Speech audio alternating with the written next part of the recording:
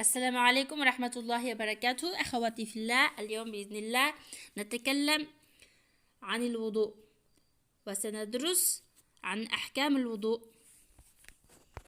بسم الله نبدأ. الوضوء. ما معنى الوضوء؟ الوضوء يعني استعمال ماء طهور في الأعضاء الأربعة على صفة مخصوصة في الشرع. ثانية، فضل الوضوء. ما هي فضل الوضوء؟ يدل لفضل الوضوء ما روي عن النبي صلى الله عليه وسلم أنه قال: ما منكم من أحد يتوضأ فيسبغ الوضوء ثم يقول، أي بعد الوضوء يقول: أشهد أن لا إله إلا الله وأشهد أن محمدا عبده ورسوله، إلا فتحت له أبواب الجنة الثمانية يدخل من أيها شاء. هذا الحديث رواه مسلم. ما معنى الحديث؟ يعني من منا يتوضأ للصلاة فيسبغ الوضوء ثم يقول هذا الذكر بعد الوضوء: إلا فتحت له أبواب الجنة الثمانية يدخل من أي أبوابها شاء. يا رب اللهم ارزقنا فضل الوضوء.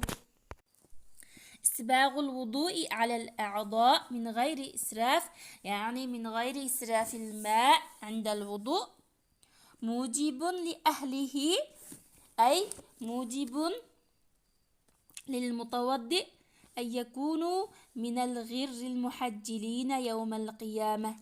ما معنى الغر؟ الغر البياض في الجبهة، والمحجلين أي هذا البياض في الأطراف، في اليد وفي الرجل. ودليل قولنا هذا قال رسول الله صلى الله عليه وسلم: إن أمتي يدعون يوم القيامة غرا محجلين من آثار الوضوء، فمن استطاع منكم أن يطيل غرته فليفعل. رواه البخاري. هذا حديث صحيح، ولكن إن أمتي يدعون يوم القيامة غرا محجلين من آثار الوضوء، هذا من كلام رسول الله صلى الله عليه وسلم، ولكن ما بعده فمن استطاع منكم أن يطيل غرته فليفعل، هذا من قول أبي هريرة رضي الله عنه. وثالثة، شروط الوضوء. ما هي شروط الوضوء؟ الإسلام، العقل، التمييز،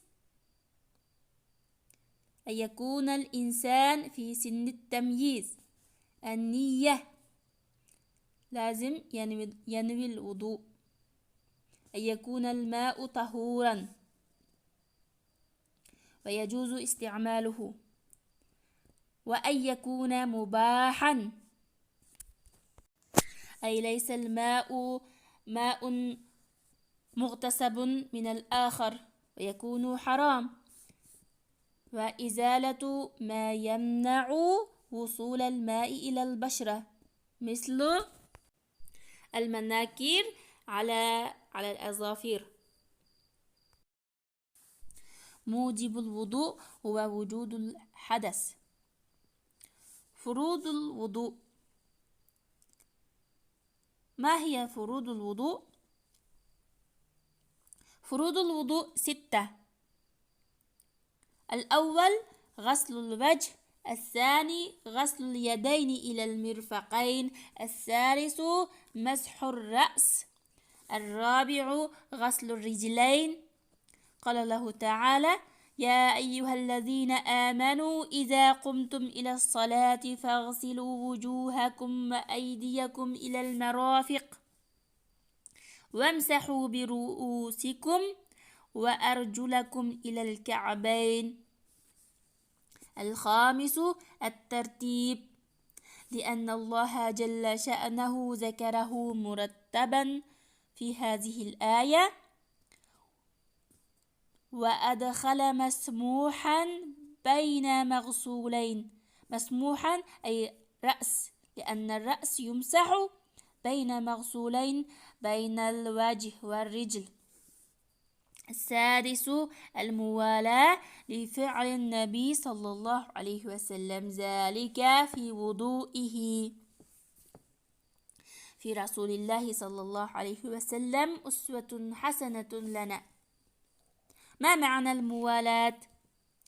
الموالاة عدم الفصل بين أعضاء الوضوء بفاصل زمني، مثل كمن بدأ بالوضوء وغسل وجهه ثم ذهب ليفتح الباب ثم رجع ليكمل وضوءه، فإن كان الفاصل طويلا، أي إذا كان الوقت طويلا وجب عليه إعادة الوضوء، وإذا كان الوقت غير طويل قصير جدا لا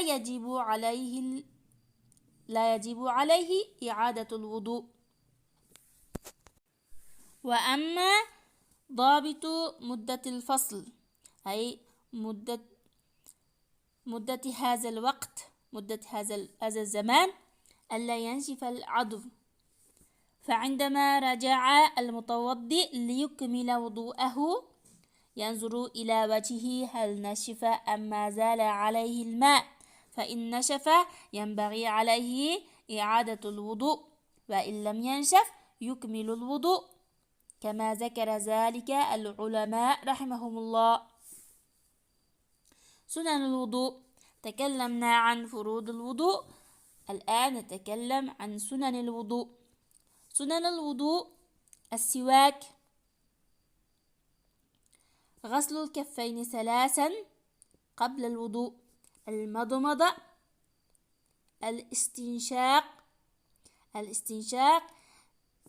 يعني تدخل الماء إلى أنفك، تخليل اللحية الكثيفة وأصابع اليدين والرجلين، التيامن أي نبدأ باليمين، الغسلة الثانية والثالثة، الغسلة الأول فرض والغسلة الثانية والثالثة سنة. أخذ ماء جديد للأذنين لمسح الأذن. الدعاء بعد الوضوء، أي ندعو بعد الوضوء الأذكار الذي ورد في السنة. صلاة الركعتين بعده، أي يسن للمتوضئ صلاة الركعتين بعد الوضوء للحديث الذي ورد في هذا. مكروهات الوضوء، ما هي مكروهات الوضوء؟ التوضؤ في المكان النجس لما يخشى أن يتطاير إليه من النجاسة، الزيادة على 3 لما روي أن النبي صلى الله عليه وسلم توضأ 3 وقال رسول الله صلى الله عليه وسلم: من زاد فقد أساء وظلم وعتد، رواه النسائي. الإسراف في الماء، إذ توضأ رسول الله صلى الله عليه وسلم بمد، والمد حفنة. والإسراف في كل شيء منهي عنه.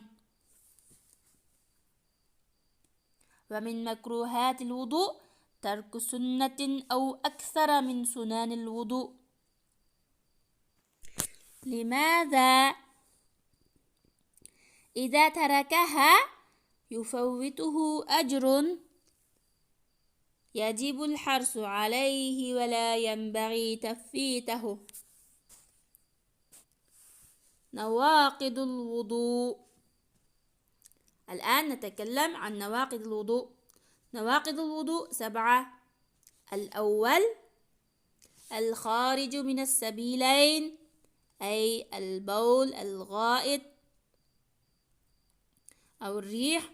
الثاني زوال العقل بجنون أو إغماء أو سكر. الثالث النوم المستغرق الذي لا يبقى معه إدراك. الرابع مس ذكر آدمي أو مس فرج امرأة بدون حائل. هذه المسألة فيه خلاف بين الفقهاء. الخامس مس رجل امرأة بشهوة أو مس المرأة الرجل بشهوة. السادس أكل لحم الإبل. والدليل هذا الحديث عن جابر بن سمورة قال: كنت جالسا عند النبي صلى الله عليه وسلم فسأله الصحابة: أنا أتوضأ من لحوم الغنم؟ فقال رسول الله صلى الله عليه وسلم: إن شئتم فتوضأوا وإن شئتم لا تتوضأوا. فقالوا الصحابة: يا رسول الله، أنا أتوضأ من لحوم الإبل؟ قال: نعم. السابع من نواقض الوضوء كل ما أوجب غسلا أوجب وضوءا، مثل الجنابة والتطهر من الحيض والنفاس، يعني كل ما يوجب الغسل يوجب الوضوء. أخواتي في الله، أستودعكن الله الذي لا يضيع ودائعه. السلام عليكم ورحمة الله وبركاته. إن شاء الله غدا بإذن الله سنتكلم عن أحكام الغسل.